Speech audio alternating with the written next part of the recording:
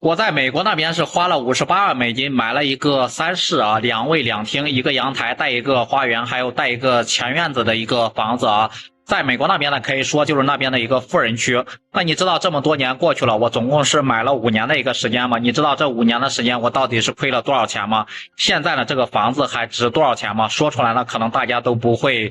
恐怕都不敢相信啊。那今天呢，我就来跟大家好好的说一说，好好的聊一聊。记得早些年的时候啊，我在广东嘛，就是潮汕那边的一个亲戚嘛，他们呢是在美国那边做码头嘛，就是通过那种码头，然后去到美国那边的，就是说没有办签证过去了啊，那是很早年前的。然后他们去的比较早嘛，就是早些年，然后后面呢我就过去投靠他们，然后当初呢也是在那边买了一个美国的一个别墅，那个别墅区呢就是环境非常的好嘛，然后包括那个别墅也非常的大。当初呢，在那个院子里面啊，主要就是那边的那个车是比较少了。虽然说家家户户都有车，但是呢，平常基本上大家都不怎么开车，只有到周六周天的时候才会去开车出去那种 shopping mall 去买的东西什么的。因为在那边的房子呢，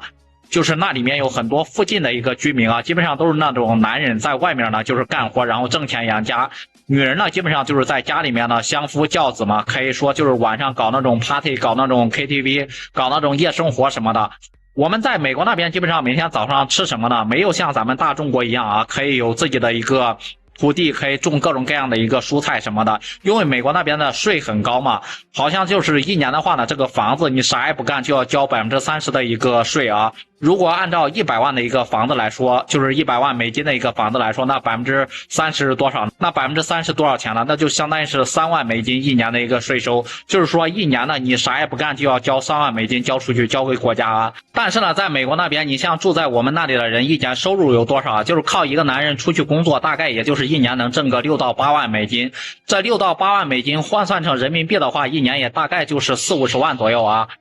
但是呢，有些人呢，他没有那么多的一个收入，就是收入水平可能更低一点。在我们那边啊，镇上面就是美国的一个镇上面有一对夫妻嘛，他们就是买了一套那个房子，是攒了19年的一个积蓄才买得起这套房子啊，真的是好不容易买了之后呢，后来就因为那个房贷的利率太高嘛，他们就把这个房子给卖了。最后呢，他把房子卖了之后呢，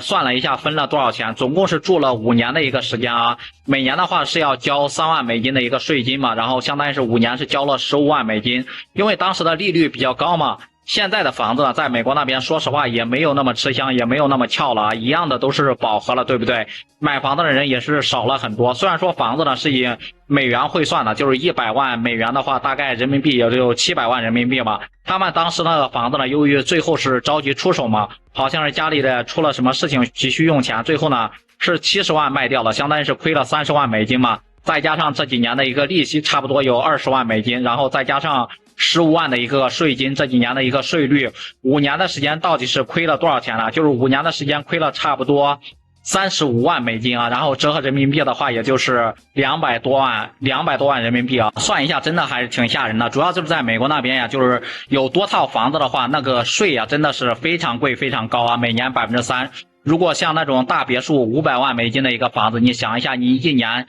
要交15万的一个税金，对不对？那15万的美金，然后换算成人民币就是100多万的一个人民币吧，多少人一辈子奋斗都挣不了这100万。其实说实话，在美国那边生活成本真的是很高啊，像那些之前没有来过美国的一个朋友啊，尽量不要来，我真的是劝大家不要来啊，来了之后呢，就知道什么叫做钱难挣屎难吃了。因为呢，你花钱的地方特别的多，到处都是税啊，各种各样的一个税，真的是挣钱呢也又非常的艰难啊，并没有大家说的什么外国的月亮有多圆，美国有多好多好。我在这边生活了一段时间，我真的感觉还不如咱们国内的。我呢也算了一下我的房子啊，这么多年交了这么多的税钱，差不多交了20多万的一个税钱。然后呢，如果现在这个行情就是美国的行情，我把它卖掉的话，确实是不划算啊。我就想着就放在那里吧，至少以后呢有需要的话呢还可以租出去。就是在美国那里啊，我们那里就是有房子的那个位置，有一个人呢，他们是一对小情侣，出租的话租的这个房子也是挺贵的啊，一个月租金大概都8000美金啊，因为毕竟美国那边的房子都非常大嘛。一个月呢是8000美金，一年的话呢也就是8万多美金。他们做的是一些 IT 编程之类的工作，因为他们家